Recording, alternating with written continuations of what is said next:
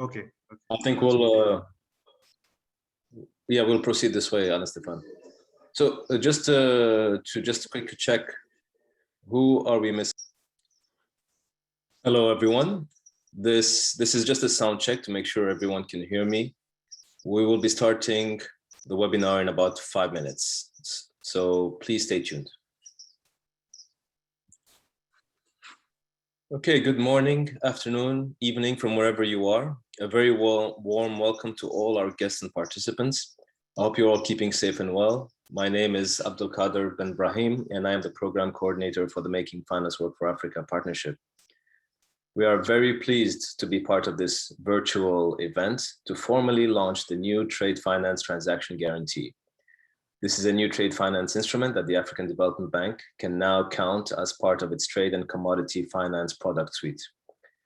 We have a great program lined up for you today, which includes an excellent group of speakers, coupled with 2 presentations that we hope will paint a full picture of this instrument, its utility, its features, and ultimately how the African Development Bank, through this product, intends to support trade in Africa and provide vital trade financing to local corporates, SMEs, and entrepreneurs in countries that have been starved off of this financing. More than 500 participants have registered for this webinar, and this to us clearly indicates there is a strong interest for this new product. And the launch couldn't come at a better time.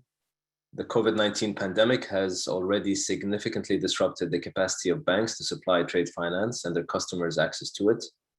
In response, we have seen multilateral development banks, development finance institutions, and other international organizations rallying to support trade flows through the crisis, with a string of trade finance facilitation programs estimated at around 35 billion around the world, of which many of the beneficiaries were in Africa. However, and in the words of the World Trade Organization Director, Ngozi Okonjo-Iweala, these interventions provided by the MDBs during the crisis will only merely dent the global trade finance gap, and certainly more will be needed. And so for the outline of today's special launch, I will first quickly run through some housekeeping items first. We will then hear from Stefan Nalitembi, who is Director of the Financial Sector Development Department, to give his opening remarks. This will then be followed by 2 presentations to set the scene. The first will be presented by Eugene Bempong Nyantakyi, who is a Chief Research Economist at the African Development Bank.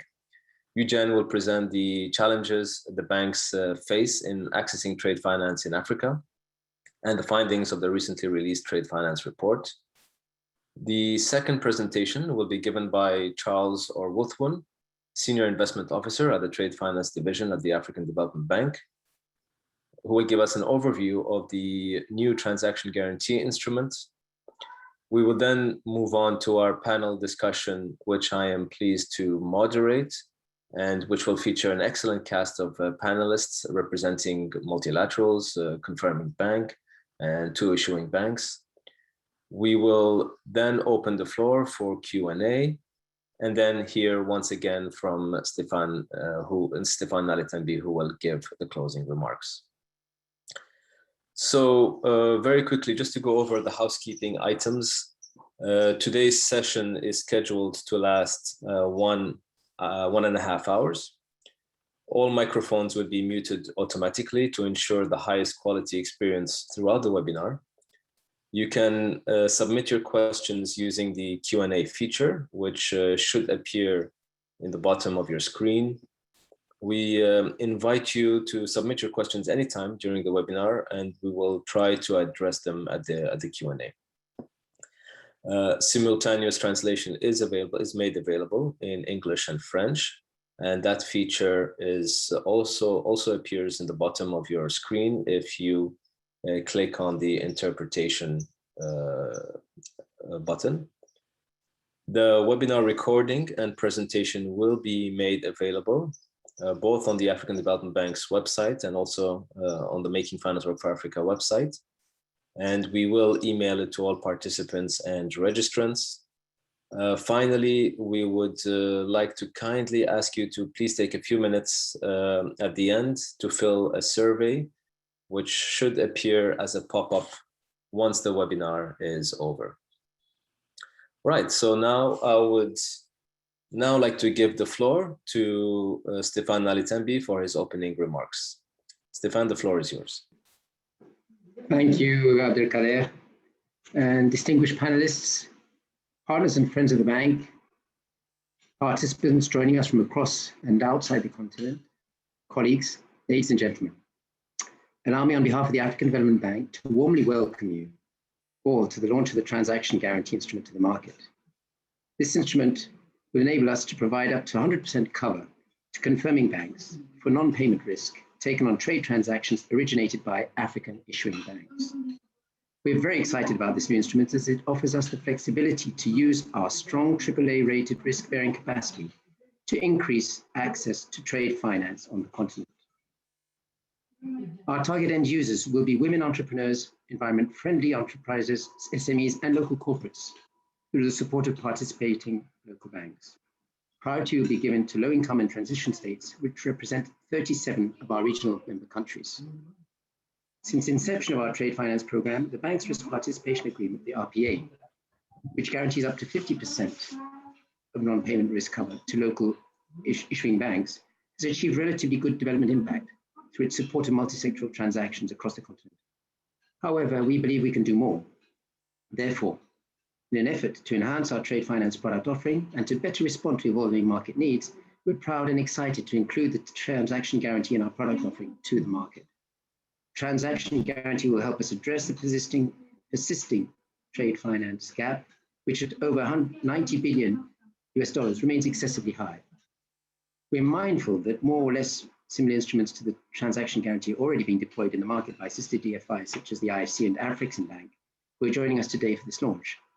However, we believe that this development will allow us to be more effective in supporting our priority sectors for the development of the continent, as well as support the financing of SMEs that will represent well over 70% of the beneficiaries of our transaction guarantees.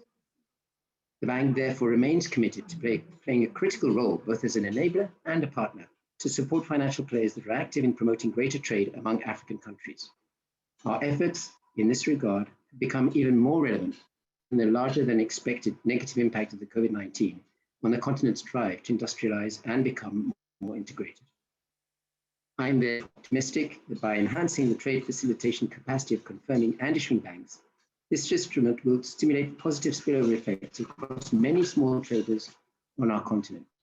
By extension, the multi-sectoral nature of the transaction guarantee will indeed play a significant part in improving the standard of living of many of our people.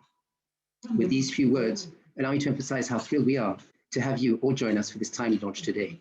We're honored to have such a well-rounded and highly experienced panel of discussants to share ideas and perspectives with us on this important subject.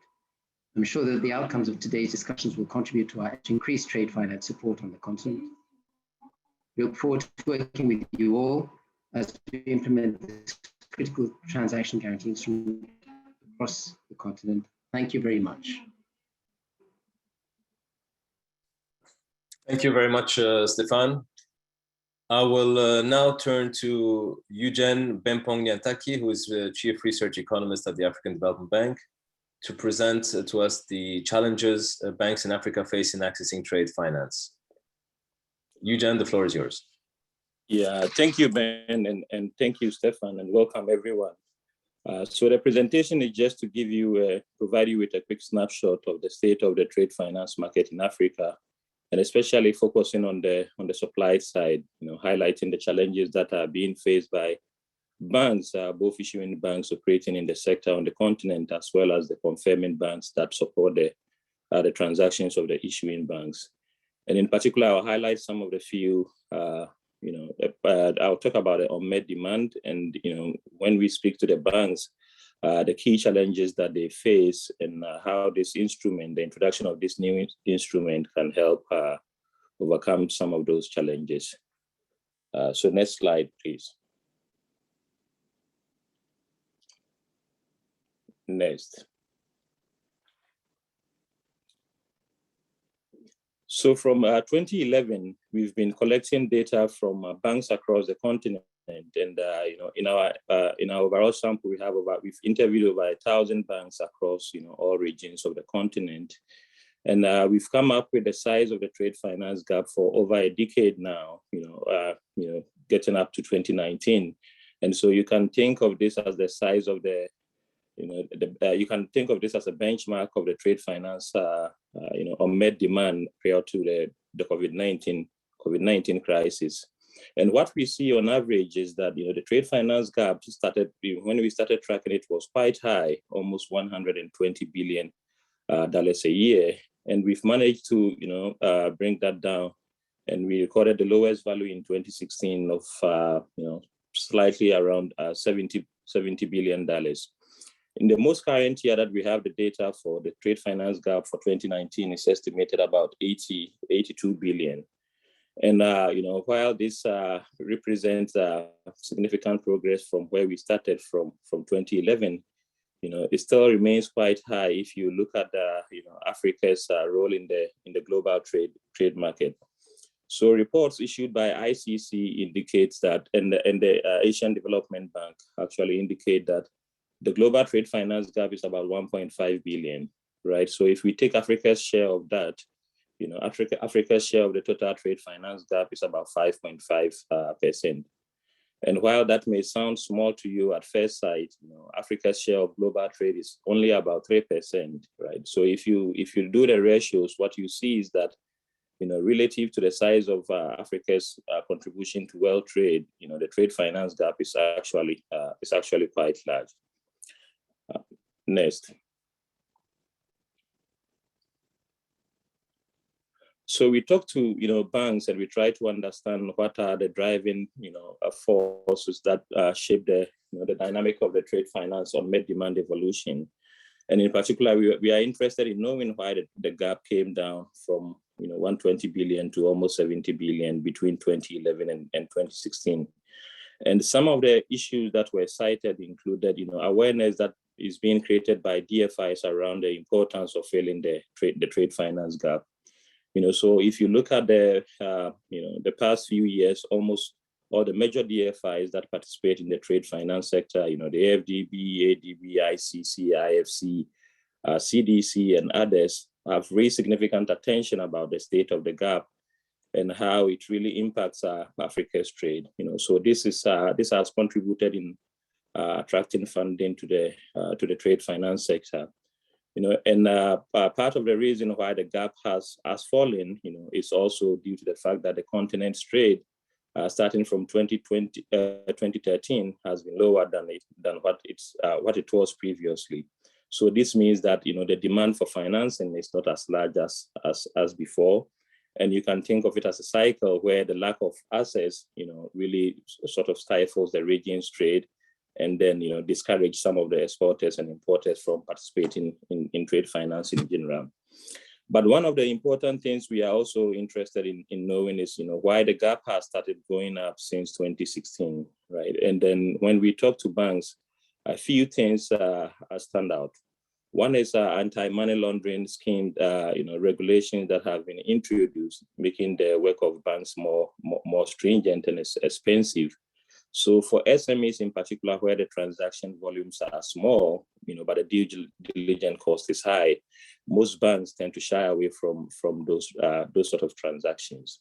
Also, some of the regulations that have been introduced in the for the trade finance sector based on the Basel III banking regulations actually are making it quite difficult for a lot of banks to operate, because now you require a lot more capital if you want to engage in cross-border transactions.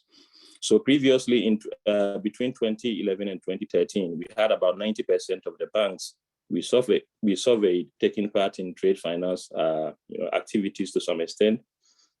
When we did a survey in 2019, only about 75% of the banks said that they were participating in trade finance.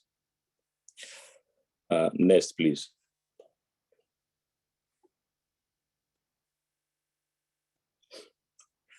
So the major constraints that prevent the banks from engaging in trade finance, we try to look into some of these constraints And what you observe is that, 4 key of them actually stand out. One is competition. The second is correspondent banking relationship, that most banks complain of not, having strong correspondent banking relationships, and the issues related to forex liquidity, as well as issues with regulations. But what you observe is that, these constraints have become sort of structural, because in 2013, 2014, these were the major constraints. Moving back from 2015 to 2019, these were also the same major constraints. And so if you think of some of these instruments we are introducing, the question is, do they help address some of these constraints? And I think, later on in the presentation and in the next slides that my colleague will be presenting, you'll see the important role that some of these instruments can help in mitigating these constraints for banks. Next. Yeah, and an obvious question that often comes out is, are the constraints for Africa's trade with other regions being faced by banks the same for those, for intra-African trade? And the simple answer that we find is actually yes.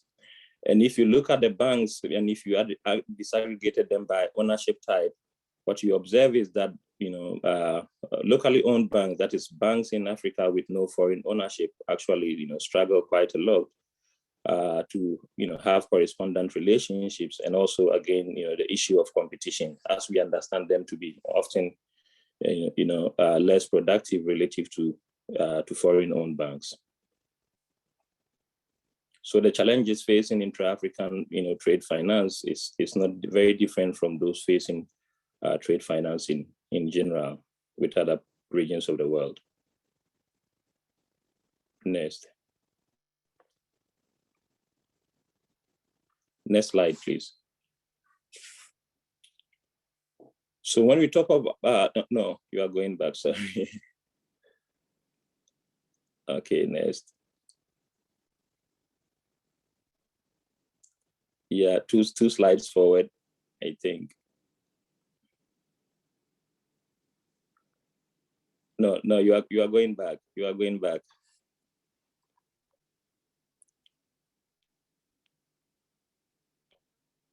Yes, one more. Yes, so we just hone in on the issue of correspondent banking relationships for issuing banks in Africa, and we sort of track the top 5, the top banks that are serve as issuing banks for Africa, and we look at the percentage of banks that are reporting having relationship with international confirming banks. And when you track the the graph from 2011, 2012 on the right, to 2015, 2019 on the left, you see that increasingly the share of banks that confirm that they have relationships with the top confirming banks actually is decreasing, right? Citibank, for banks like Citibank, Commerzbank are the top confirming banks for the continent, but you can see that their confirmation relationships with African issuing bank has been going down from what we had in 2011, 2012 to 2015, 2019. Next, please.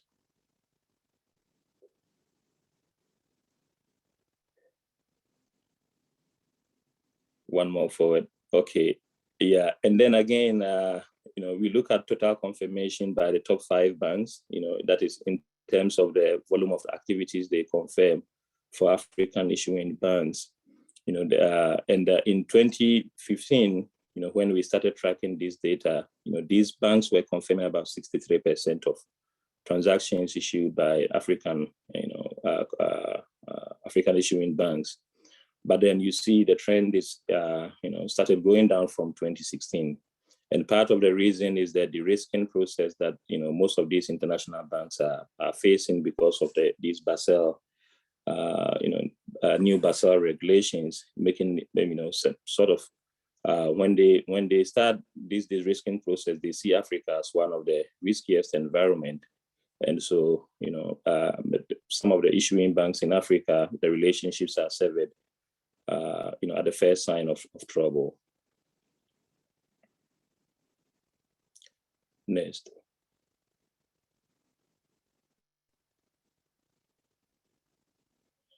So the transaction guarantee that is being introduced, we believe, has some role to play, in a lot of ways. And I won't go into the details because my colleague is going to talk about that in the next slides.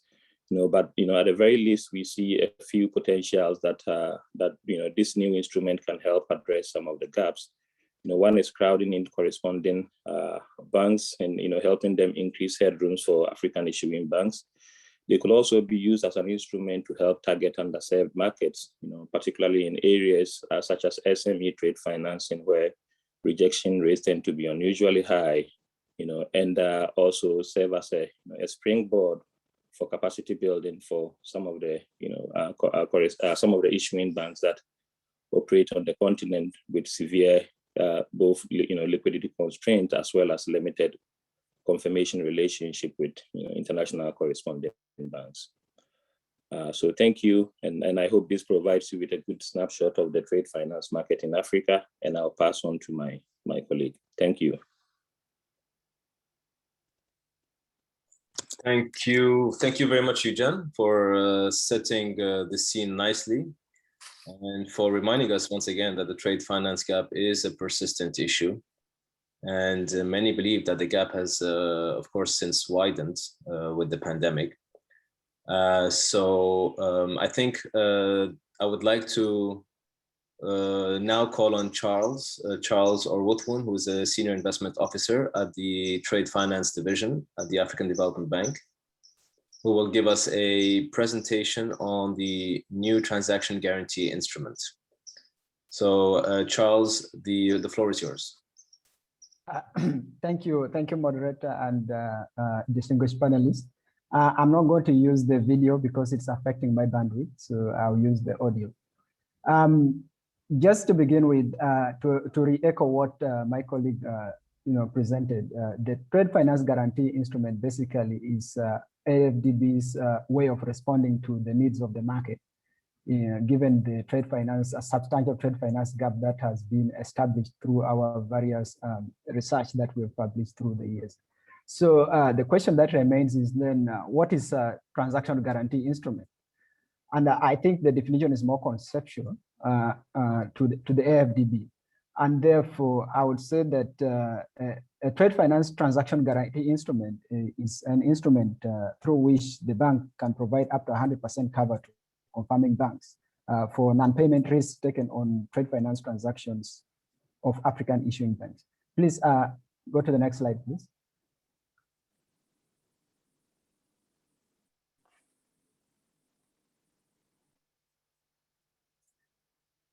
Yes, so in this regard, then the question becomes again, who are the parties? Who are the parties involved in the trade finance transaction guarantee? Trade finance transaction guarantee usually has got a trinity of parties, that is the confirming bank, the issuing bank, and of course the guarantor, which in this case will be the AfDB. And these three parties usually form a sort of contextual relationship that enables them to deliver payment solutions for counterparties in international trade finance. And then, of course, we need to put a bit of context onto what an issuing bank is and what a confirming bank is, and also what a guarantor is. So I'll do a bottom-up approach. In a usual, and I think this is where I need to put a proper context on this. In a usual trade finance transaction, there are usually two counterparties, which is the importer and the exporter. And usually from where we sit as Africans, because of our economic reality, we tend to be mostly importers, and because we normally acquire a lot of our intermediate goods and capital goods from advanced markets. And therefore, this puts us in a situation where we do a lot of issuing of letters of credit and other trade instruments. Now, the question is, why do we use these trade instruments instead of making payments? In international trade, basically, most cases, importers and exporters, much as they agree to do business, they actually do not know each other that much in terms of past relationships. So basically what happens is they reach a point where they are willing to do business, but then of course they are constrained to do business by the fact that none of the two counterparties is willing to part with value ahead of execution of the transaction. The importer typically would not want to pay before shipment is done, and the exporter will not want to ship before they receive payment. And because of this gives rise to the need for a trade finance instrument, which usually will serve as a payment instrument. And one of the most famous trade finance instruments for mitigating such risk among the counterparties is the letter of credit. Now, when the counterparties resort to their banks to provide payment solution, of course, the importer usually will go through the bank, which is called the issuing bank, and the issuing bank will be the one that will issue a letter of credit to the importer's bank. And usually, what happens is that because of structural nature of the market that we are in, it is very difficult for our banks to have direct relationships with every bank around the world because they don't have RMA and interface, Swift interface for direct messaging between themselves for transactions. And because of that, they have to go through an identifiable, correspondent bank in one of the advanced jurisdictions. Mostly it's Europe, America, and some of the Asian countries, and also some of the regional African financial institutions, to do, advising of these instruments to the counterparties or to the counterparties bank, wherever they are located. And what happens is that if the counterparty is not comfortable with the obligor risk of the African bank, the issuing bank that issued the instrument, then they become a little bit wary, and therefore they request the confirming bank or a nominated confirming bank to provide confirmation, basically such that the risk that they'll be taking of non-payment will be off the confirming bank rather than off the issuing bank. And when that happens, if it is the situation is such that the confirming bank has sufficient limit and has got knowledge of the issuing bank and wants to do business on that basis, what they will do is they'll provide a confirmation and then take the obligatory risk of the issuing bank. However, that's not how it always happens. Confirming banks sometimes are constrained by either limits, and also sometimes they are also constrained by the fact that they also have limited knowledge of the issuing banks, as well as limited resources on the account of the issuing bank. And on that basis, what they will do basically, if they don't have sufficient limit and they don't have resources, they'll request the issuing bank to provide cash cover for the transaction to go through. If the issuing bank does not provide cash cover, then of course they will actually drop the transaction. And that is the most unfortunate thing that happens. And unfortunately, that's what happens with most banks in riskier jurisdictions like Africa. And therefore, in most cases, in situations like this where we have COVID-19 pandemic, raging on, confirming banks will be more careful to do business with banks from riskier jurisdictions like African countries. And that makes them to drop most transactions that are supposed to be confirmed. And because of that, MDBs have come into this space to provide a solution by giving comfort to these confirming banks to go ahead and confirm these transactions on the basis of their knowledge of the issuing banks. And of course, that's why we do a bit of research on these issuing banks and due diligence. And therefore, the role that the MDBs play is the role of a guarantor. Basically, what they do is they tell the confirming bank, go ahead and confirm this transaction. If anything happens, we'll be responsible for meeting your payment obligation, and then we'll of course sort ourselves out with the issuing bank at a later date. But of course, we do this from a point of comfort that we know the issuing banks and we know that they have capacity to pay, and that the risk perception in the market is not necessarily their economic reality. Move to the next slide. So what are the features of this product or this instrument called the transactional guarantee? Usually, in terms of the currency, transaction guarantees are normally denominated in the major international currencies, which AfDB as a bank would deal in. And this includes currencies like the USD, Euro, Japanese yen, and the South African rand. And again, for purpose of regional trade in future, maybe if markets evolve and people are trading more with each other, maybe more regional currencies will join this basket of currencies that are considered for transactional guarantee. In terms of collateralization or security, transaction guarantees are usually unsecure, which is typical of such kind of instrument. And then also in terms of pricing, there are two contexts of pricing. The first one is for onboarding. At onboarding level for the issuing banks, we do not have any upfront fee.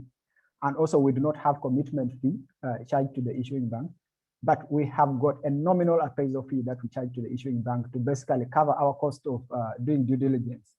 And then when it comes to the transaction fees, which are charged per transaction as they come through, those fees are normally charged and are driven by the market rates. And again, it is in line with our, with our principle as development banks, not to crowd market and make sure when we leave market should either be where it is or go forward. And when it comes to tenure of these instruments, the maximum tenure is 3 years. and each of the underlying instruments have to fit within the availability period of the guarantee facilities. In terms of coverage, unlike other instruments that provide partial cover for trade finance transactions, the transaction guarantee of the AfDB covers 100% risk for confirming bank on all trade finance transactions, but on a case-by-case basis. So we don't cover a portfolio. We cover transaction as it comes individually. Then when it comes to trade loans, which we also cover, trade loans being advanced by confirming banks, both regional and international, to African financial institutions. If they need cover for such, we provide them up to 75% cover. And for the loans, the confirming banks or the international banks and regional banks will have to retain 25% risk share. Move to the next slide, please. Now, what instruments are eligible for trade finance transaction guarantee? Of course, all trade finance instruments are eligible. However, the most prominent instruments that we can think of to share with you, which use more frequently, are letters of credit, and also counter guarantees. Guarantees and counter guarantees are also covered under transaction guarantee. We have got all import bills avalized, both clean and documentary. If they are avalized, we can provide a guarantee for the party that is monetizing the acceptance. And also we can cover, of course, trade loans, as I mentioned earlier. And these trade loans we cover. In trade loans, we only cover non-payment risk of the African, local banks in such kind of transaction. But however, it needs to be noted that for all these transactions that are eligible, the underlying goods that the transactions is actually supporting are subjected to the bank's exclusion list. So therefore, if you're doing things like importing arms, alcoholic beverages, or dealing with things that the bank does not consider to be developmental in nature, things like importing casino equipment, will not be able to support that. But we support all other essential trade finance commodities. Next slide. So why transaction guarantee instrument then? From our perspective, we believe that the transaction guarantee instrument is a more flexible tool, and we can easily use it to direct the bank's efforts towards promoting and supporting trade finance transactions that actually achieve high developmental impact in the respective regional member countries. And therefore, it gives us a more targeted, capacity to be able to perform ex ante assessment of transactions before we actually consider them for covering. And then also it enables us to assure a greater visibility, as AfDB on the African continent, because the other instruments that we have, we only provide this support in the background, and we support the confirming banks, but these are not necessarily advised to the African issuing banks. And therefore, through the transaction guarantee instruments, we can support the banks directly, either with the requests coming from them or requests coming through the confirming banks. But all the transactions will be done under notice to them. Therefore, it becomes easy for them to know how much support we are rendering to them, rather than when we are doing it indirectly. Then also the instrument, of course, provides us with the opportunity to address the market challenges, of course, which includes the increasing demand for trade finance instruments on the African continent. And at the same time, it enables us to support African financial institutions in addressing ongoing constraints to trade financing on the continent. And similarly, the transaction guarantee also enables the bank, the AfDB itself, to identify local banks and that need probably some sort of technical assistance, especially those that have got capacity gaps that are easily identifiable through our process of assessment. And that becomes a very good tool, good opportunity for us to be able to, have a good look, a closer look at these banks by the time when we're assessing them to onboard the program. Then also the instrument will enable the bank to, of course, complement the activities of other commercial players and regional DFIs, and also other MDBs who are operating on the continent, by crowding in private sector resources to the development of African countries. And last but not least, the introduction of the transaction guarantee also enables us to expand our product suites as an AfDB, and that enables us to have a menu of multiple instruments that we can use for supporting other African countries and obligors. Next slide, please. So who is eligible for the transaction guarantee instrument? So basically, the transaction guarantee instrument, like I said, has three parties, with AfDB acting as the guarantor, who is also, who supports two parties, and the parties are confirming bank and the issuing bank. Now, from the confirming bank perspective, the confirming bank can be located anywhere in any country in the world, but must be licensed to carry out business of banking in in such jurisdiction. Then the confirming bank also must be a financial institution that has got interest in expanding its trade finance presence or operations in Africa. And lastly, must have a strategic intent to conduct business in Africa, especially in those jurisdictions that we consider to be much riskier, which includes the low-income countries and transition states, because we are providing the cover, especially to support those countries that are considered to be much riskier and therefore do not get much support internationally. And I think they are our priority. Of course, we don't segregate the other middle-income countries and the higher-income countries if they exist on African continent. Then, of course, from the issuing bank perspective, the issuing banks must be located and registered in African regional member, in AfDB regional member country, which is basically the 54 countries of Africa, and must have a banking license to operate in one of those jurisdictions. And of course, the issuing bank must satisfactorily pass the AfDB onboarding due diligence process to become eligible for this instrument. Next slide.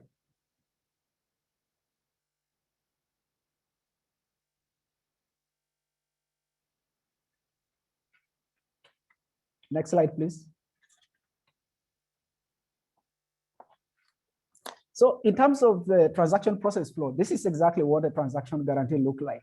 So AfDB on route 1, if you see the dotted line, AfDB is the one that conducts due diligence on the issuing bank and also conducts due diligence, of course, on the confirming bank. And then the importer and the exporter are the parties down there at the bottom who are willing to do business, but are actually constrained because of risk perception of each other. So the importer would come typically to an issuing bank to issue a letter of credit if that is the means of payment that they've chosen to use. And then this issuing bank will issue the letter of credit to the confirming bank, who also acts sometimes as the advising bank. Now, when the confirming bank has sufficient reason to believe that it trusts the issuing bank, of course, what it will do is to issue the letter of credit either to the beneficiary bank or directly to the exporter. However, if it does, if the exporter or the beneficiary bank believes that the issuing bank is not of a sound credit rating in their perspective, therefore poses some sort of risk, then they can ask the confirming bank to confirm. And the confirming bank, if they do not have any facility or cash cover to be able to provide confirmation service to the issuing bank, then can be able to run to the African Development Bank to provide them a guarantee. And this happens both ways. The issuing bank itself, once it knows of a situation with the confirming bank, it can also run to the African Development Bank to provide a guarantee. Also, confirming bank can also request. And of course, AfDB will provide the cover through a message type 760 on SWIFT. And then the confirming bank will go ahead and make the confirmation. And of course, the payment of the transaction, the repayment, of course, moves in the opposite direction of the letter of credit. Next slide, please.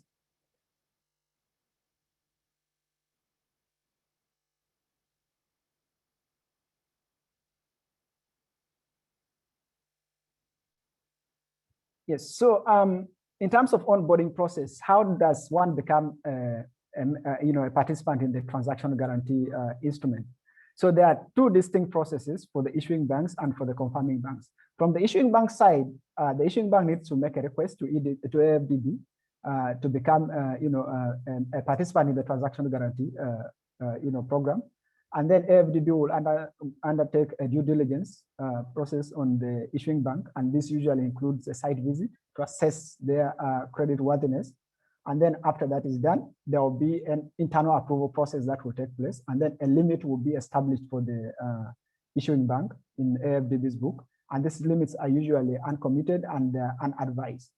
Then once the limit is established, then of course we'll go through the execution of the agreements, of course, after prior negotiation with the issuing bank. And once that is done, then the issuing bank becomes eligible to refer transactions to the AfDB as and when they come. Then on the confirming banking side, it's the same process. They have to make a request to the AfDB formally to become a confirming bank. However, their due diligence is much more lighter and is done mostly within the AfDB without necessarily doing field trips. However, where AfDB believes that the circumstance of the confirming bank is exceptional, possibly for those confirming banks that are still new on the scene, then an on-site due diligence may be required. Once that is done, again, a confirming banking note is issued internally, which goes through the internal approval process. And once that is done, then we negotiate an agreement and execute. with the confirming banks. And the agreement with the confirming bank is much lighter, just 2-3 pages, much lighter than the one with the issuing bank. Once that is signed, then the confirming bank becomes a confirming bank of the African Development Bank under the Transaction Guarantee Program. And in that regard, is able to refer transactions to AfDB as and when they come across. Otherwise, for both financial institutions, whether it is issuing bank or confirming bank, both of them should be willing to undergo AfDB's diligence and be willing to undertake an agreement to end the program as a confirming bank or as an issuing bank, respectively. And with that, I stop there. I will have opportunity to address any questions that may arise during the Q&A session. Thank you all for being very good audience. Have a wonderful day the next few minutes for the other presentation. Thank you very much, Charles, for giving us this overview on the new trade finance transaction guarantee. I would like to ask you and to Eugene, please, to remain on standby for the Q&A. We are already receiving a number of questions, so I do encourage you to, if you have the time, to try to respond to these questions in writing, if possible. Otherwise, we will see if we can try to address them at the Q&A session. So thank you again. And for now, I will now put on my moderator hat on and call on our distinguished panelists to turn on their cameras. So I am most delighted to welcome Nathalie Loua, who is the Director of Trade and Supply Chain Finance with the IFC. Also joining us today is Uju Okafor, Senior Manager Trade Finance for the Anglophone West Africa region at Afrexim Bank. I would also like to welcome Florian Witt, who is the Head of Corporate Banking and International Banking at Odo BHF Corporate Banking in Germany. Please join me also in welcoming Avelino Jeke, Head of Treasury, Investment Banking and Financial Institutions at Mozabanco in Mozambique. I'm glad to also welcome Sebastian Ashonkatai, who is Group Head of the Financial Institutions and International Organizations at EcoBank. And last but certainly not least, Lamine Drame, who is the Division Manager of the Trade Finance at the African Development Bank. So welcome to you all. Before I begin, once again, I would like to remind the participants you can submit your questions anytime, and we will make sure to address them during the course of this discussion. So for the first question, I would like to call on Nathalie. So Nathalie, at the IFC, you have a long-standing experience providing trade finance guarantees under the Global Trade Finance Program, which was established back in 2004 and has since issued more than 72 billion in guarantees in emerging markets, including countries in Africa. Could you please walk us through your experience with promoting guarantee instruments in Africa? What were the challenges and how did you go about successfully onboarding African issuing banks? Merci beaucoup. Merci beaucoup de votre invitation. Thank you very much for inviting me to participate in today's panel discussion. I'm delighted to join this distinguished group to celebrate the launch of African Development Bank's new trade finance transaction guarantee product. And we want to congratulate Lamin and his team for the launch. So at IFC, we know very well how much hard work is required to offer this product. In 2004, as you just mentioned, we started the Global Trade Finance Program. It took us some time to execute the first transaction, and it was $400,000 for the import of vegetable oil in Pakistan. It took us a little while to execute 12 transactions in a month, in the first month, and those transactions amounted to $3 million. So we know that it takes a while, and we've come a long way. After 16 years, our program is committing more than 6 billion in transactions every year. And so in 16 years, we committed 73,000 transactions. And we are working with 430 issuing banks in 93 countries. To date, we have a good experience with no losses. In Africa, we committed $17 billion through 14,000 guarantees. African Development Bank's new initiative comes during a very critical stage of economic recovery. Trade finance is absolutely essential to global trade. In many cases, goods simply cannot cross borders without it, and trade finance has a direct impact on the real sector in many ways. The COVID-19 pandemic added much complexity to emerging markets. As was mentioned by previous speakers, the topic of correspondent banking relationships came into the spotlight. Some African banks experienced incidents where their trade lines were canceled or temporarily frozen.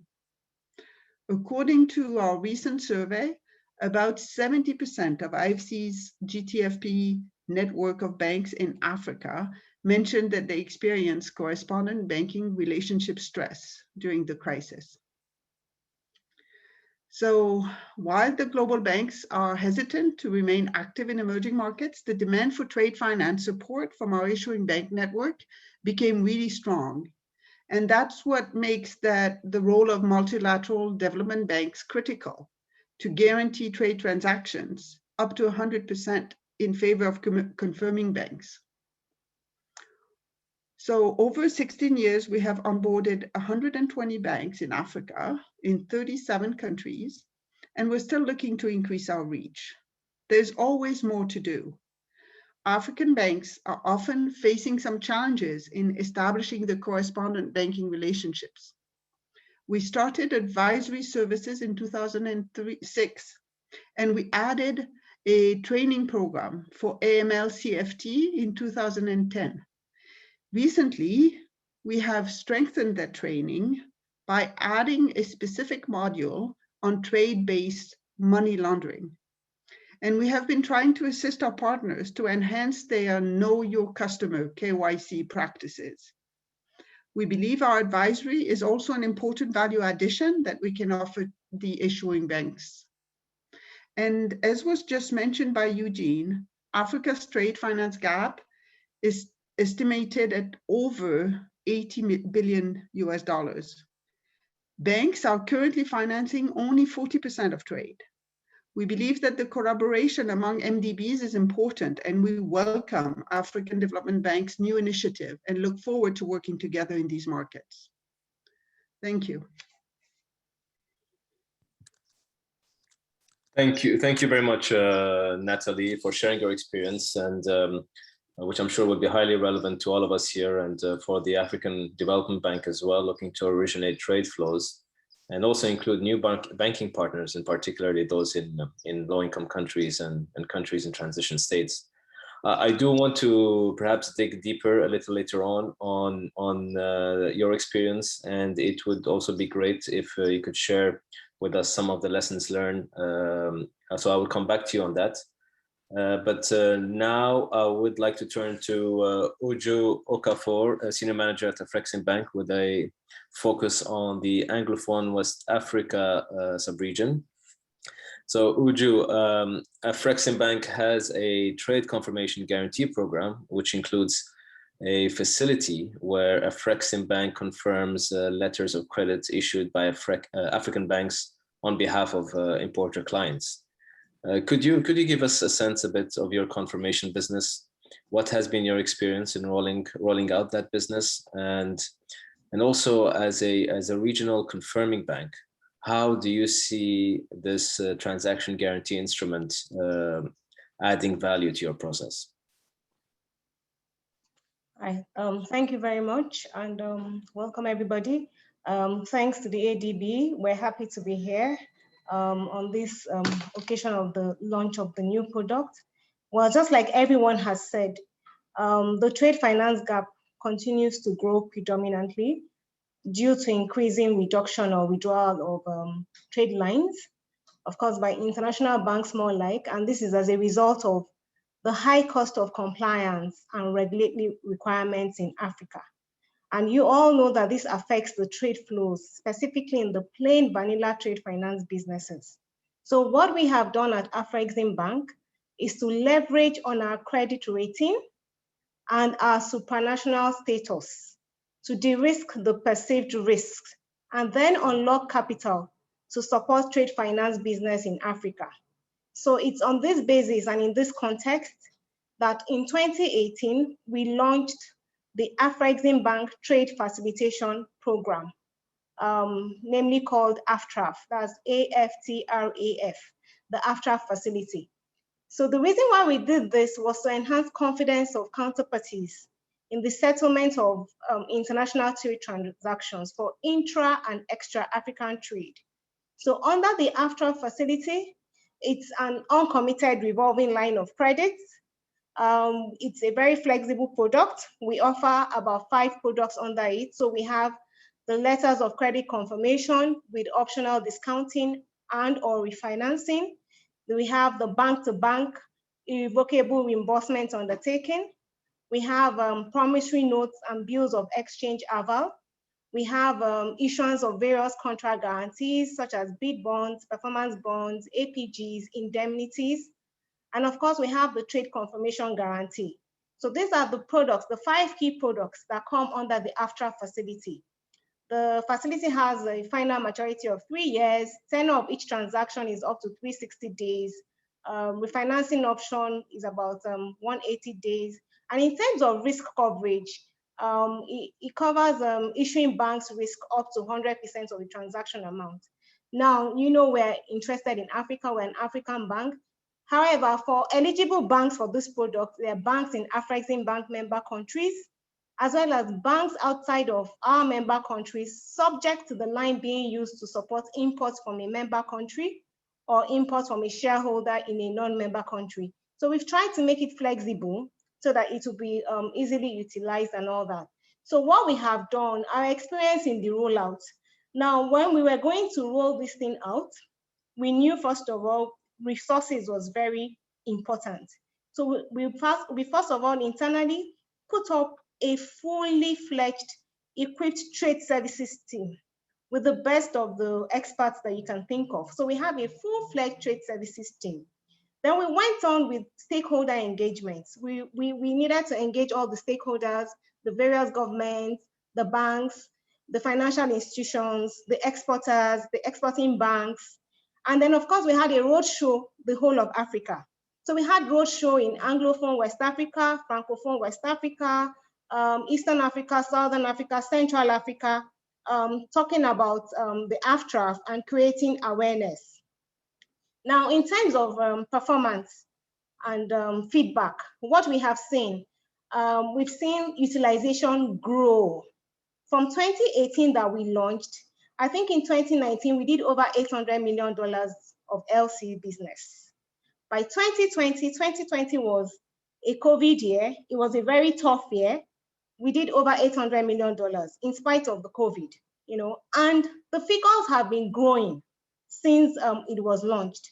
For average size tickets, I think we have an average size ticket of about 4 million. It's grown from 1.5 from inception to 4 million, about thereabouts. And this is, like I said, average size tickets, because we've also done large transactions. We've done transactions of 100 million, 50 million, 60 million. So this is just the average size. And then we've also seen approved banks, financial institutions that enjoy the AfTraf facility. We've also seen growth in the past 4 years. When we launched, we started with about 61 banks. Today, I think we're about 140 banks enjoying the facility. Income has also grown. And I'm sure everybody wants to know about NPLs. There has been no NPL on that facility, not even one. But that is not to say that we've not had our challenges. Have we had some challenges? Yes. But most of the challenges have been, let me put it like purely administrative. We've had challenges with delays in repayments, you know, maybe operational delays where maybe the bank has some difficulty in tracking payments that are due, or maybe the FI has just put in a new core banking system. So what we do to address that is to make sure that we keep in touch with these FIs. We send reminders. We've also had settlement delays, and these were basically where maybe the banks have transferred money, and for some reason, the correspondent banks were holding it because of KYC. So we also come in and speak to the correspondent bank while the issuing banks do what they need to do. And then, so those are basically most of the delays. And then what I think everybody wants to know, have we had FX delays? Yes, we have had delays with FX. And this is seen in countries that have some maybe FX regime that is not so easy or is a bit complex. So what we do for that, for those FX delays, we came up with a refinancing option. Because when we launched the product, it didn't have, initial launching in 2019 was only confirmation. It didn't have that refinancing option. So the refinancing option came as an add-on from feedback from our clients and also from what we could see. We knew these banks had the money. We knew the central banks, they would get the effects on the central banks. It just was taking a bit of time. So we had to add a refinancing option. And since then, we've been good. No NPLs, like I said. We've also had a few challenges limited to confirmation limits that, Afrexim Bank can avail.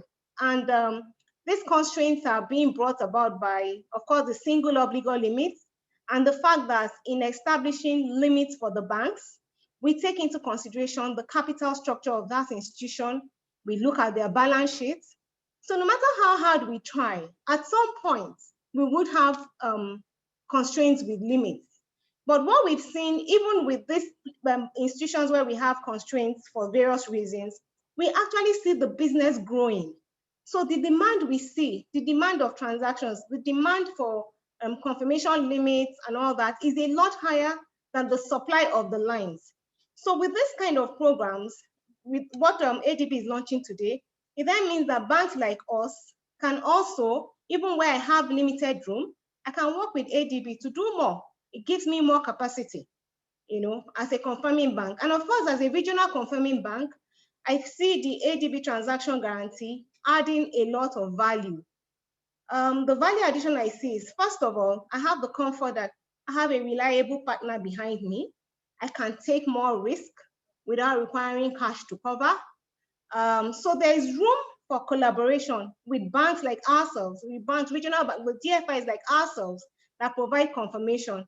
I mean, ADB can give us guarantee, and then we can use it to take additional risks on banks where we have limited appetite, or even in banks where ordinarily we will not deal with, but are clients of ADB. So I think I'll stop it here for now. Thank you. Great, thank you so much, Uju, for these remarks. And it was important that you highlighted, of course, how the AFTRAF program at Afrexim Bank has been supporting transactions involving intra-Africa trade. It's interesting also you highlighted some of the constraints, whether it was delays in FX and or confirmation limits. And of course, the main takeaway from this is how this new instrument that's introduced by the AfDB can add value.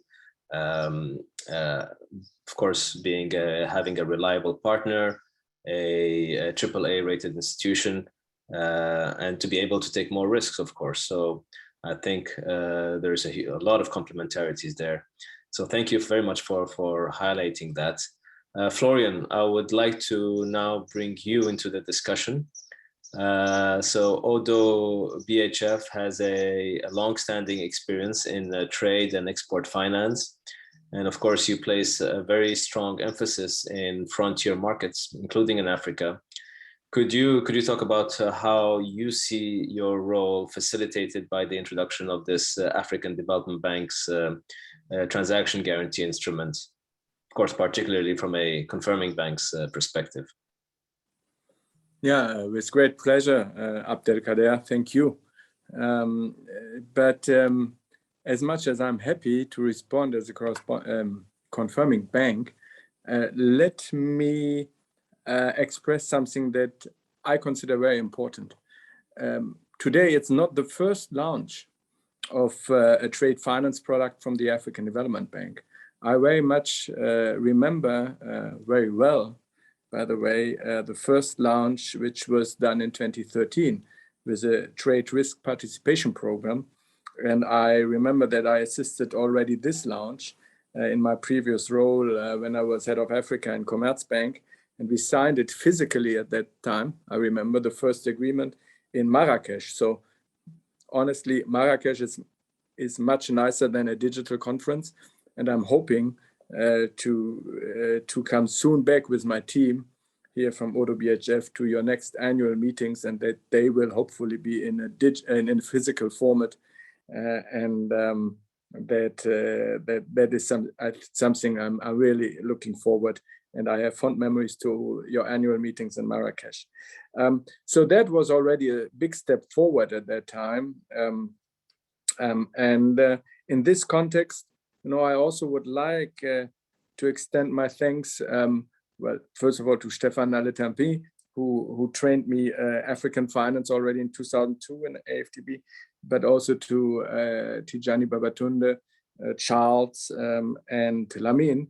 And we should all not forget the late Yao Kufur, which we miss every day since he passed away last year, unfortunately, and who was, I think, very important for the first launch of the trade facilitation program in 2013.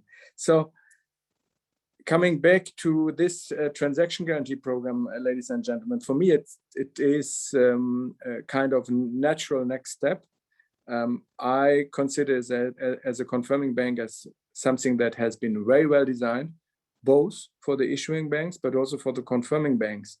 We in ODO BHF, with our global correspondent banking approach, we are participating in a lot of trade facilitation programs.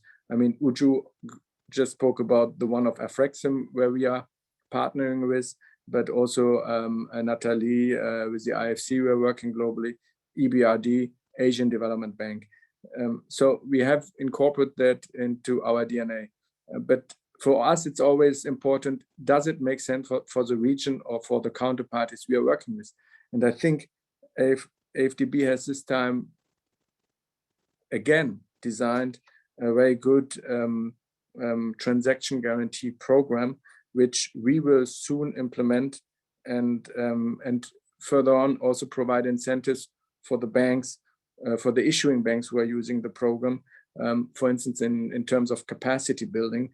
As Natalie already said, I think as a confirming bank, it comes also by providing additional means, not only by handling those transactions, but also to provide capacity building, as we do it, for instance, in the EBRD program. And something I need to say, we should not underestimate the trade finance and all these programs we are doing. I think Eugene said it, Stéphane said it, Charles said it. Trade finance is impact finance. Too many people are considering impact finance only with green finance or a sustainable finance. But trade, we should not forget, is an essence for welfare, and welfare is an essence for prosperity and peace. I don't want to drive it, to say trade is something that is a major ingredient for peace. But we should also not underestimate this effect. So in this context, what exactly does your transaction guarantee program provide? And what do I like representing a confirming bank most about it? First of all, I like that it captures 5 different products: LCs, trade loans, IIUs, Everlised draft, and prom notes. And that you included the Everlised drafts is something that, for me, is one important proof for the good design you put here, because this is a product that is in an extraordinary high use compared to the rest of the world in Francophone West Africa. So that you capture that, great element. Then it helps us as a confirming bank, it has a high adaptability, your program. First of all, we can use it in an agile way. So there are no negative costs of carry, neither for the issuing bank, nor for the confirming bank, nor for AfDB. That's good. And you offer it in several currencies.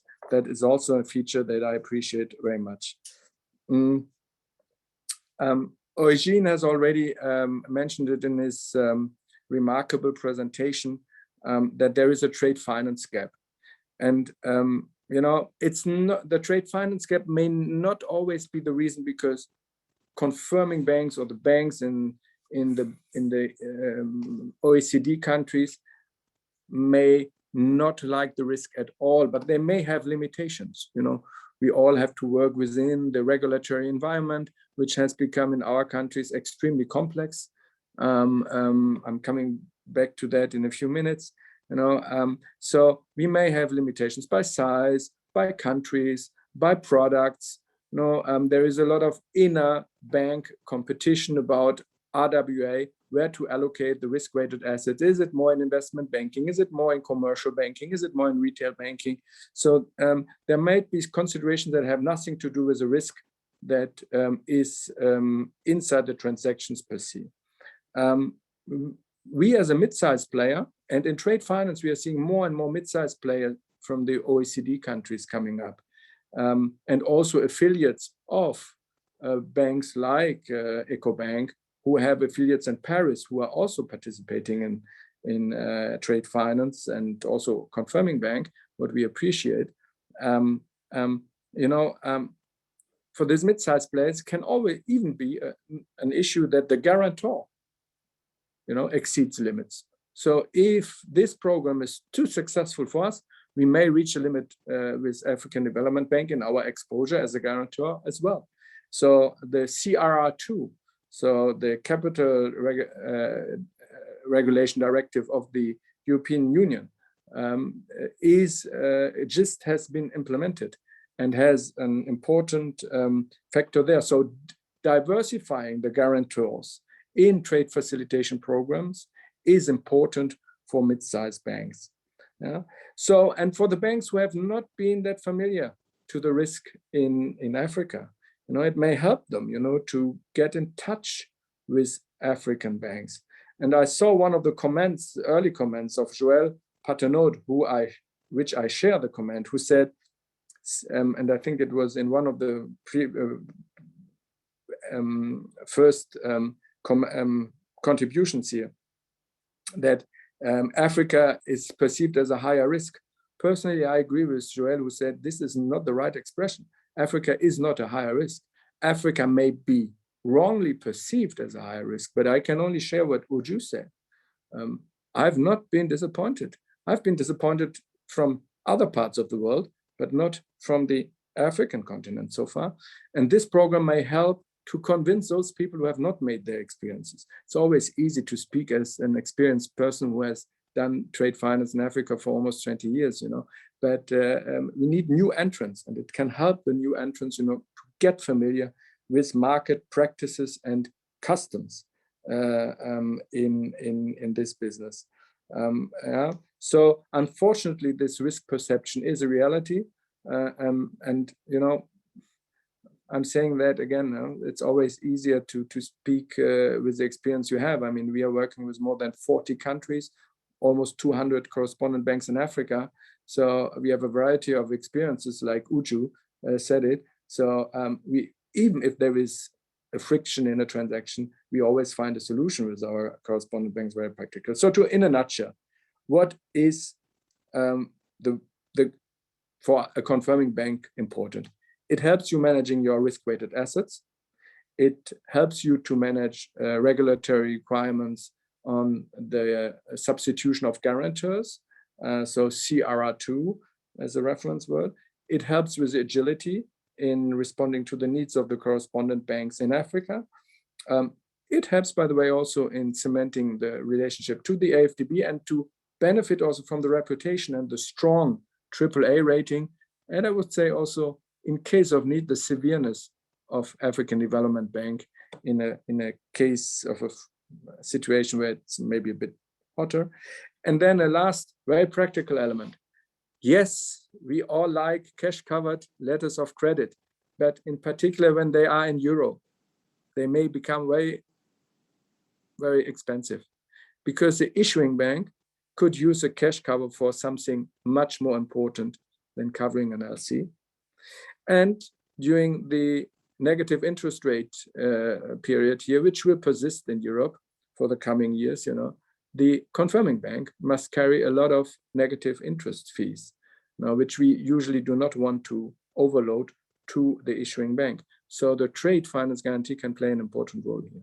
So you see, I see a lot of advantages, and I'm very much looking forward to work within this program. And you and all the participants here and issuing banks can count on Odo BHF. Thank you. Great, thank you very much, Florian. Of course, I think the main takeaway that really reverberated in my mind is how you, well, a few things. I mean, first of all, it's the importance of not underestimating trade finance and its developmental impact. And I think with this de-risking instrument now, it would be easy to sort of reinforce this narrative. But also the other narrative that needs to change is, of course, the perception of risk. And we appreciate you sharing your experience, and I think you being on the ground and understanding the nature of the business. And of course, it is a reality, this issue, but perhaps it's time that the narrative also changes. Thank you for that. I think this segues nicely into my next speaker. Avelino, we have heard from Florian, from one perspective, also as an issuing bank operating out of Mozambique. It would be interesting to get your perspective on the challenges you have faced in accessing trade finance, particularly to support any support you have gotten from international confirming banks. And perhaps a follow-up question to that is, how do you think this transaction guarantee will be of help to banks like Mozabanco?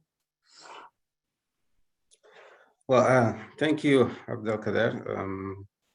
Thank you to distinguished panelists, and I would like to extend my gratitude to Charles as well for, giving us opportunities for sitting around here and discuss and eventually embark on this program later on.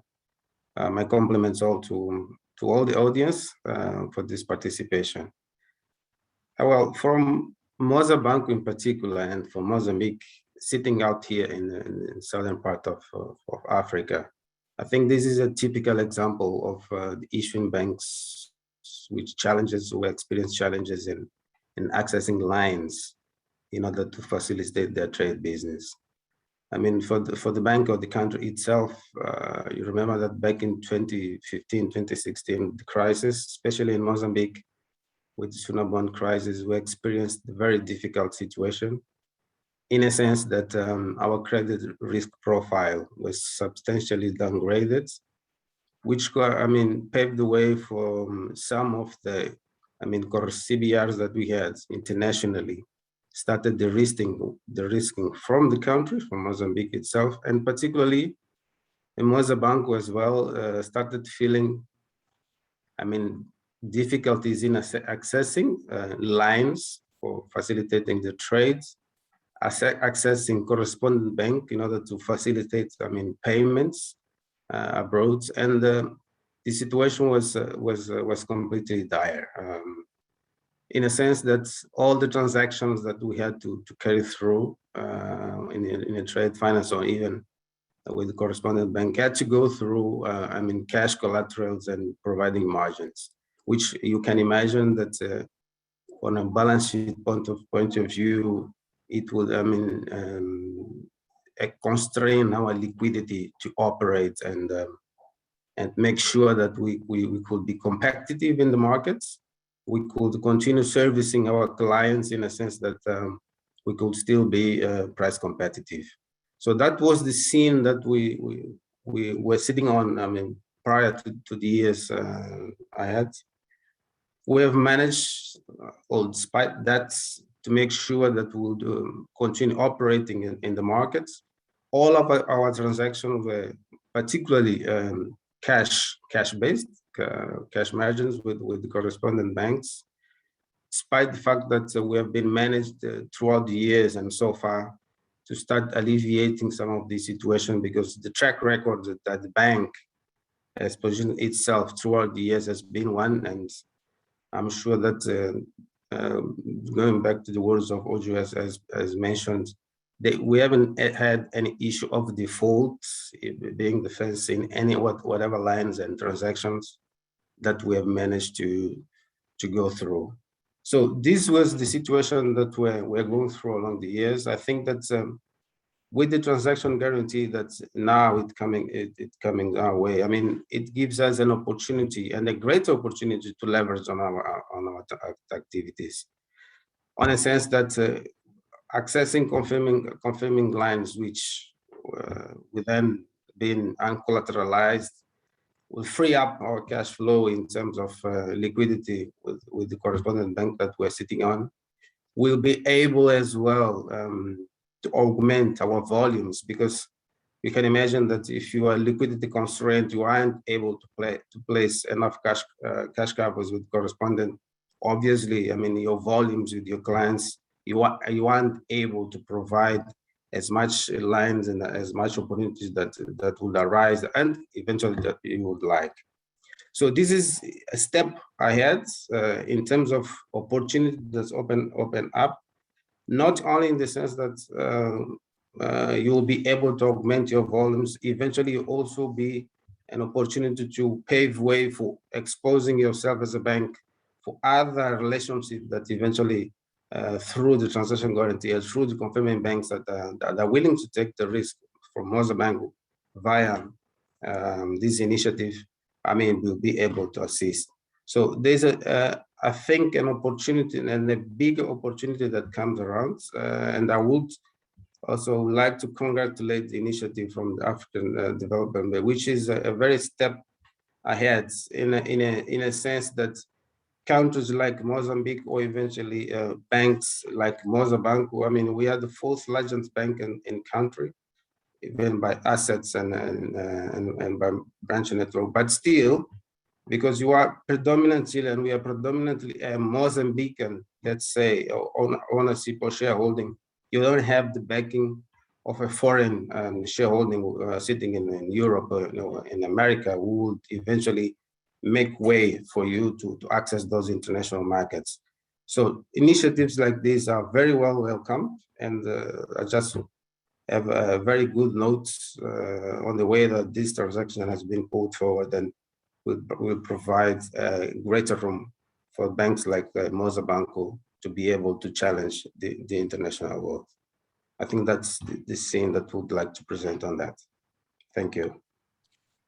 Thank you, Avelino. And it's interesting that how you painted us some of the constraints that you faced, related to balance sheet size and liquidity, and of course, freeing out the cash flow for correspondent banking, and then of course how this instrument from a AAA rated institution like AfDB can eliminate this need for cash and cover margin to access more correspondent banking. So thank you very much for sharing this.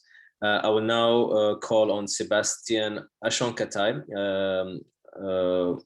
who is the director of EcoBank, and Sebastian, as a leading Pan-African bank with operations in I think around 35 African countries, ETI is a major player on the African continent and have contributed significantly to enterprises and corporates with trade transactions. Of course, many countries are now weathering or recovering from the fallout of COVID. Could we also get your perspective on the challenges you have faced in accessing trade finance support, and how this transaction guarantee could be of help? Certainly. Thank you very much, Abdul Kader, and good afternoon to my fellow panelists and to all the listeners. I'd just like to add my thanks as well to the AfDB for coming up with this excellent product, whose importance cannot be understated within the current global context. As EcoBank, we've worked for several years with the AfDB on multiple trade products as well, and we're really looking forward to utilizing this. I think my work is quite easy because many of the challenges have been mentioned already. But from where we sit, we see access to foreign currency liquidity as a key factor in being able to facilitate trade finance. And that has been part of the challenges that banks across the continent face. If I can quote from a study done by the Afrexim Bank in conjunction with UNECA and AfDB, the African Trade Finance Survey, they mentioned that during the first quarter of 2020, as a result of COVID, we had about $5 billion of portfolio flows exiting the African continent. And you can imagine the impact that has. In certain countries, we clearly saw that there was a squeeze on access to foreign currency, which becomes obviously the blood of trade finance that we see. We also see in a number of countries, as a result of the trends in foreign currency availability, the correspondent banks themselves become very reluctant to serve certain countries. Luckily for us, because we obviously have a network of 33 operating banks across the continent, we are able to use IRUs and other forms of support to help out in countries where we see the retreat of international banks and international credit. So our network is able to help that. And we also have an intra-group liquidity program that allows us to manage this challenge. But it is a clear challenge to trade finance for us. Now, the second aspect has been alluded to the de-risking, the fact that it becomes expensive to comply with all the requirements, and therefore correspondent banks want to focus on only countries where they think they can make sufficient revenue to cover all those costs. There's obviously also the factor that they do consider some of those countries a lot more risky and therefore are not willing to put their reputations on the line or to face the potential penalties and fees that we see being levied globally. So that becomes a big challenge to international trade as well. We'll see that trade assets grew by about 12% in the year 2020. And I'm talking about EcoBank's own portfolio. In spite of the challenges that we face, we still managed to grow. And we expect to see a growth in excess of 10% in this year, 2021. So we're certainly looking forward to using the AfDB's products as well, because that's going to be necessary for us to be able to meet the targets that we have. And then, we all know that international trade is conducted largely in US dollars. And having a US dollar correspondent bank today is, it's like gold dust. I can count on my fingers the number of US dollar banks that are providing correspondent banking to banks in Africa. And that is not purely trade finance, but it's related because you have to settle your trade finance transactions one way or the other. And the fact that we have very few of these dollar banks in Africa today is a challenge. EcoBank has been rather fortunate because we have very long established relationships with US dollar banks, and we've invested a lot in being able to build the kind of systems that can give these institutions the comfort they need to continue to work.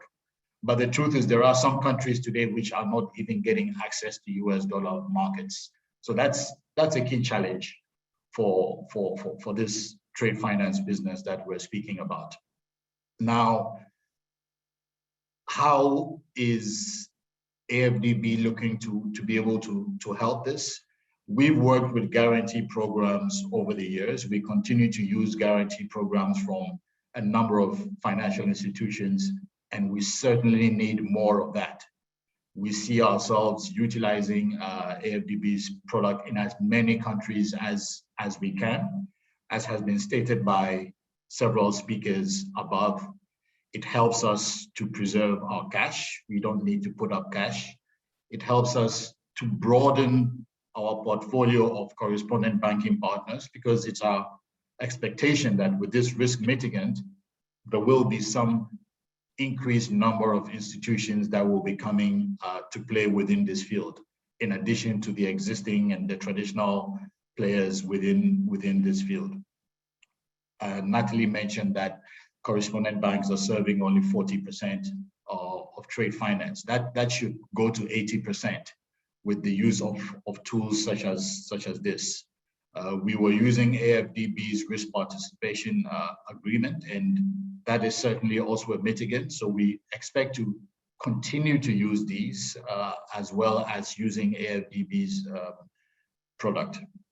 So I'll just stop here. But before I do stop, Florian had mentioned that EcoBank acts both as an issuing bank as well as a confirming bank. So we expect to be able to utilize this product for confirming as well, so that we can also help to close the finance gap for the trade finance gap for African banks within the region. So thanks very much. Yeah, thank you. Thank you very much, Sebastian. As always, deep insights. And thank you for alluding us to how this guarantee instrument would be beneficial to EcoBank and to, of course, the broad, of course, dynamic of trade finance in Africa, broaden more portfolio, bring in new players, and also how you could utilize it as a confirming bank as well, which is also a very interesting point. I'm very mindful of time, and so I will ask everyone to, if you can, to please stay put, because we're going to go over the time that was set for this webinar. But we still do need to bring in more in this discussion, and maybe try to bring in one round of Q&A. So please bear with us. So now, Lamine, I now turn to you. And we have heard different perspectives, different challenges faced.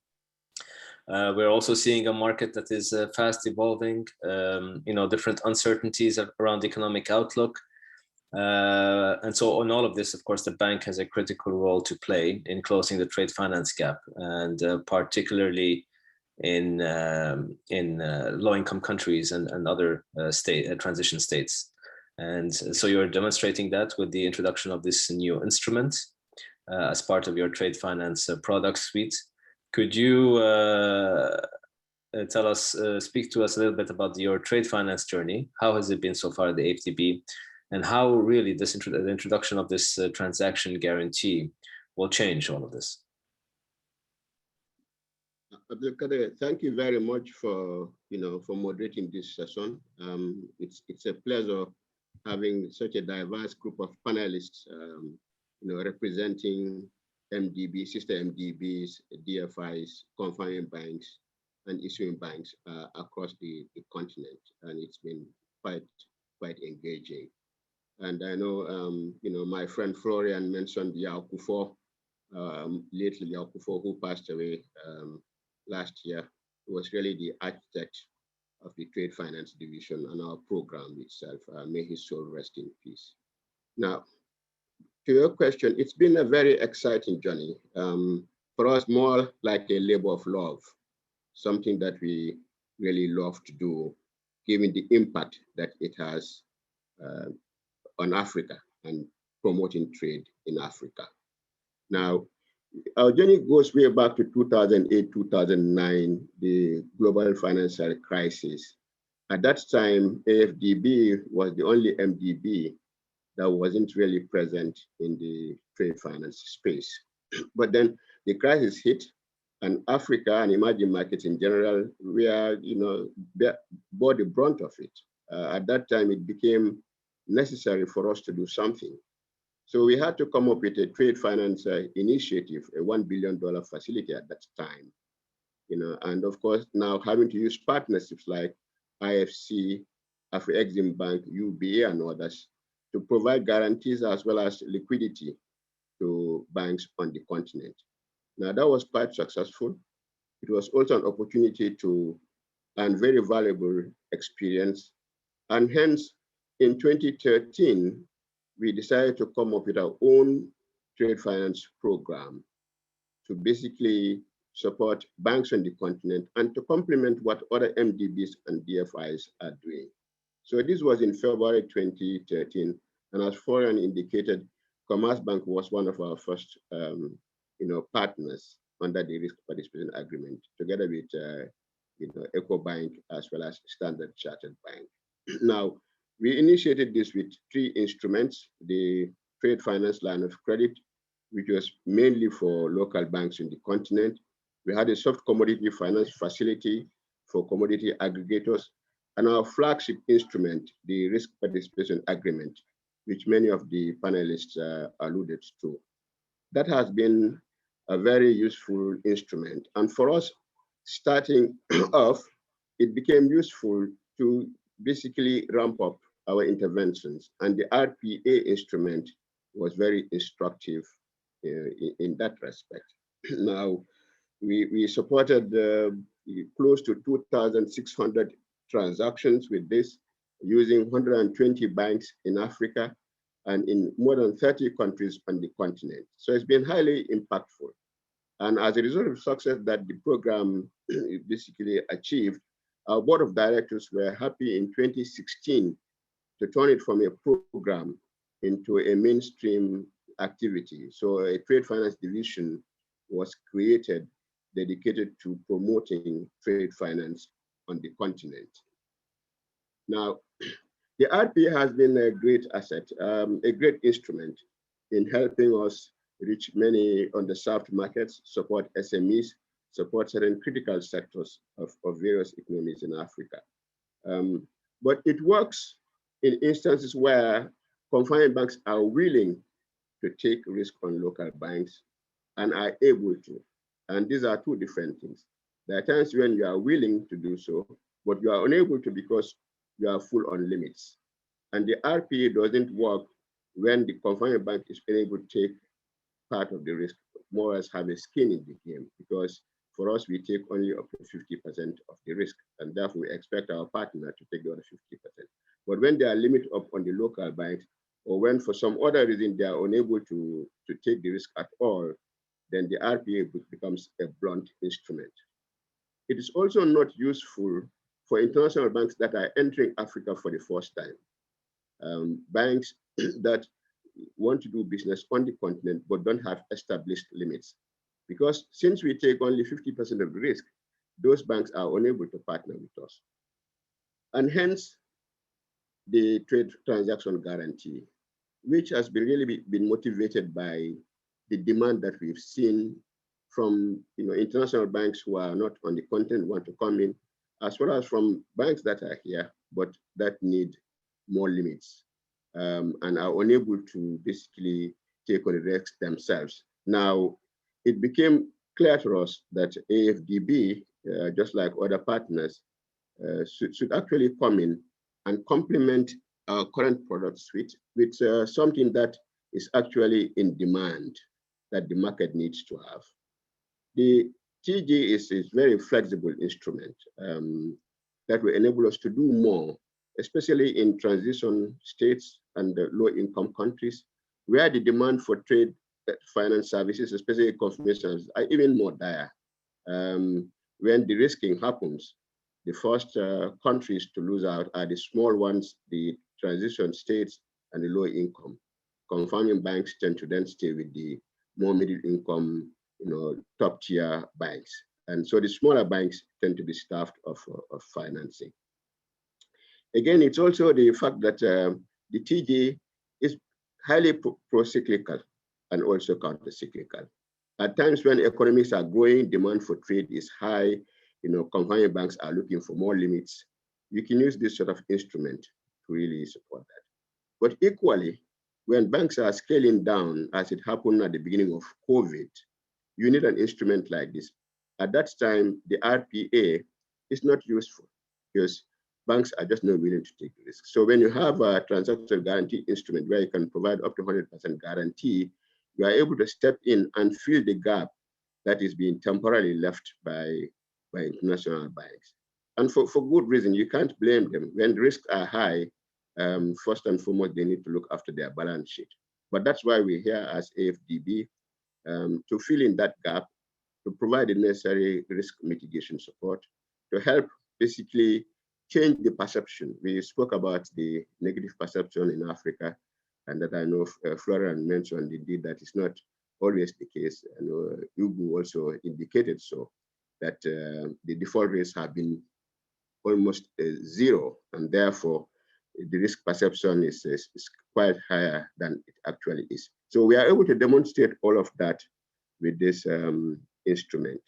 And it also enables us to really tailor our support to various teams, some of which we know are in vogue right now, being sort of the climate-friendly, transactions and enterprises can really be supported by this instrument by giving them, incentives, incentivizing them either through a reduction in the fees or some other way to do more of those climate-friendly activities or to support those climate-friendly enterprises. The same with women, related businesses, as well as even inter-Africa trade. So at a time when the Africa Continental Free Trade Area is really taking shape, and we expect to see more business in Africa trade, this is an instrument that can really be leveraged to facilitate, greater inter-Africa trade. So it helps us to crowd in banks that ordinarily are not in Africa because they don't have the limits. They can really use us to, understand these local banks, and eventually perhaps provide their own lines without us. So it's quite instructive and highly useful in transition states too.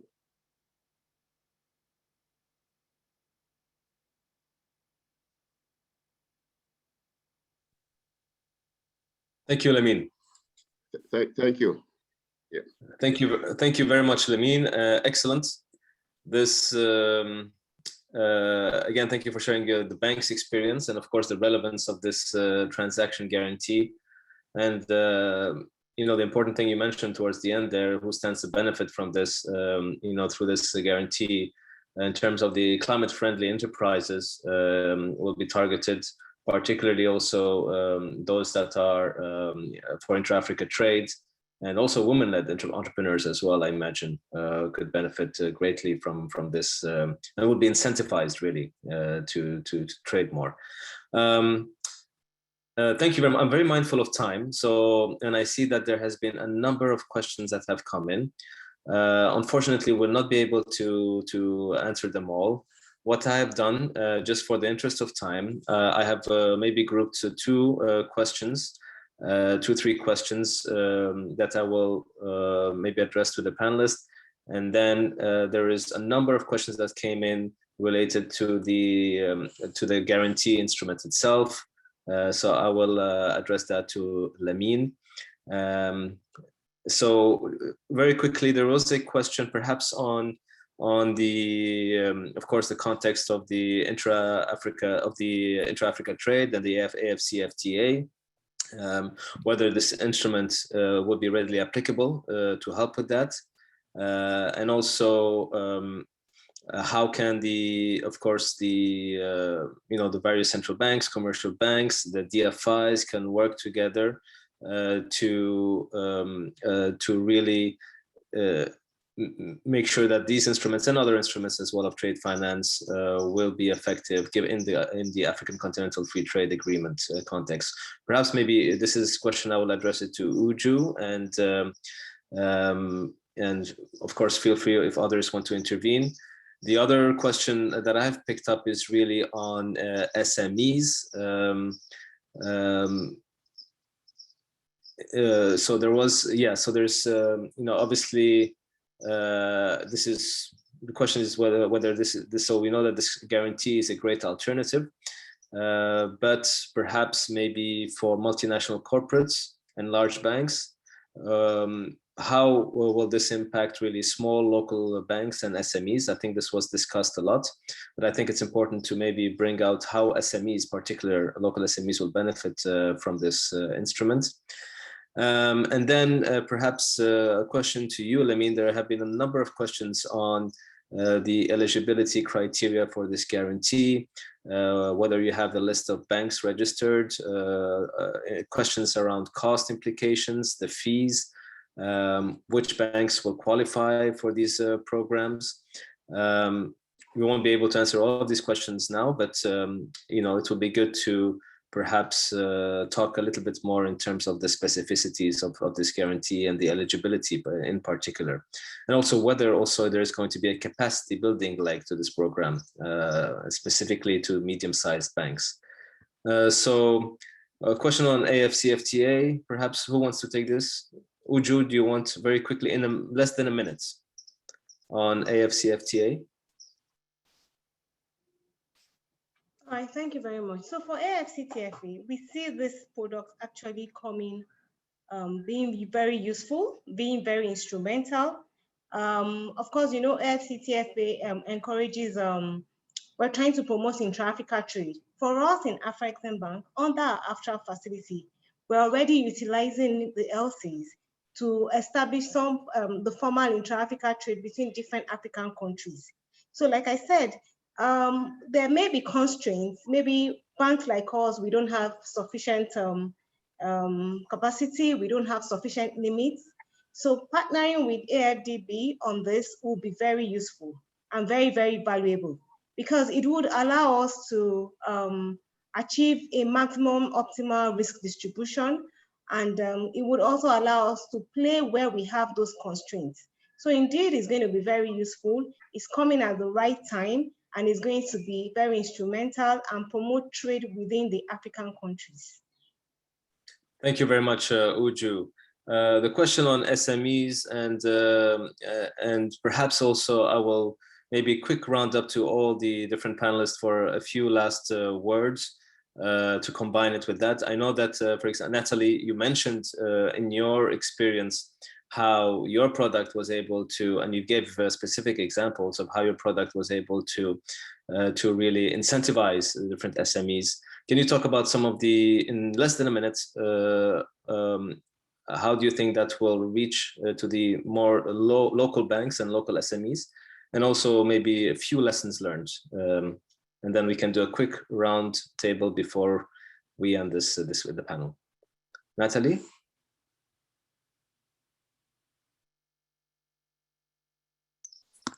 Apologies, I was on mute. At this point, I'd like to introduce Makiko Toyoda, who's been running the GTFP program for IFC for many years. And she's worked in Africa, so many of you know her. And I think she can address the next questions. Thank you. Natalie, thank you for the introduction. I just want to make one comment regarding SMEs.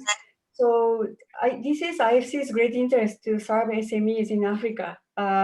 So in this case, what we are trying to do is that we actually work together with issuing banks and ask issuing banks to bring us those small transactions that they might have. I agree with what Uju said, that the average size of transaction is maybe not so small. I mean, under IFC, the average size is at this moment $1.3 million US in Africa. But then we accept those small transactions, sometimes $4,000, $5,000. And then we have an operational hub in Istanbul, and sometimes Istanbul complains that they don't want to issue a guarantee for $4,000, and then you have to fight inside of a team. But then I think this is our small effort to accept those small transactions. And then I think Rami had a good discussion with our Istanbul team, and he knows how we are operating from the operational hub. But then I think this is a kind of the effort that we can do working together with issuing banks. Also incentive, Rami mentioned about incentive for women, for example, or maybe climate. Under IFC, we actually have a price discount for women transactions. If the importers or exporters are owned by women, we provide a 20 bips discount. But then we give this type of discount only if it is SMEs. So we have to verify the beneficiaries, applicants, the business scale. And if those companies are qualified as SMEs, we actually can provide a price discount. So this is a kind of an incentive mechanism that IFC have in order to support SMEs on the continent. Thank you so much, Makiko, for these insights.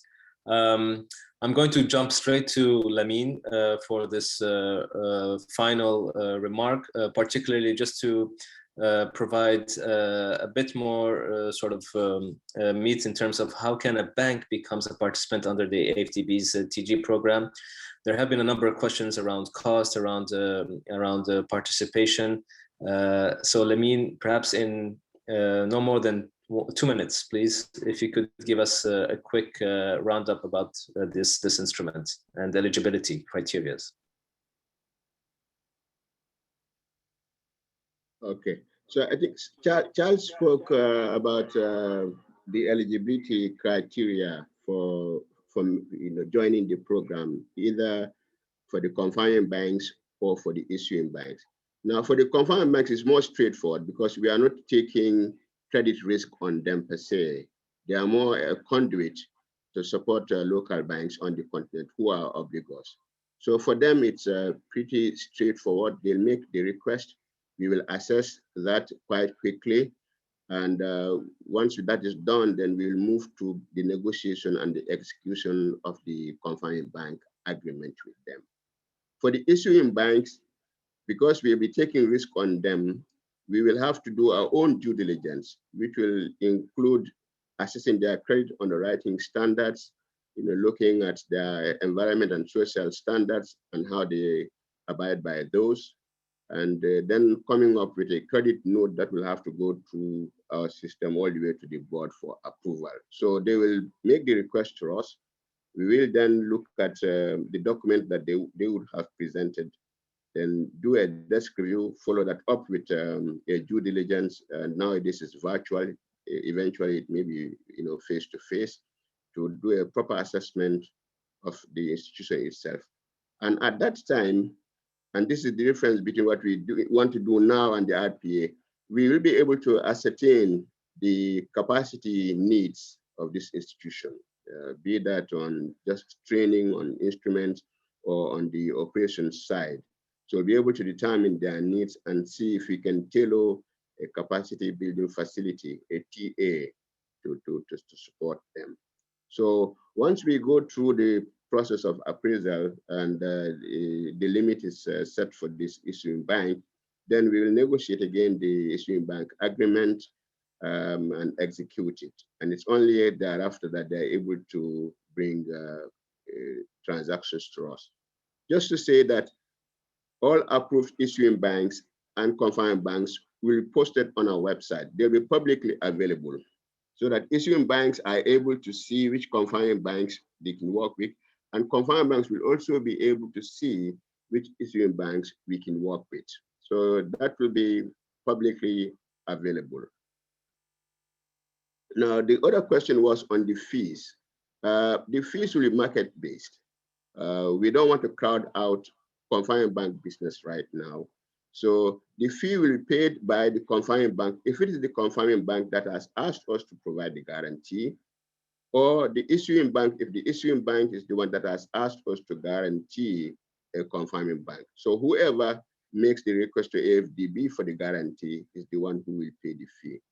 And the fee will mimic basically the confirmation fee, less a portion to take out the administrative costs or expenses of the confirming bank. So it is not going to be additional cost in any way to the issuing banks, and it's not going to crowd out current confirmation business at all. So it will stay within confirmation fees that are being paid in the market currently.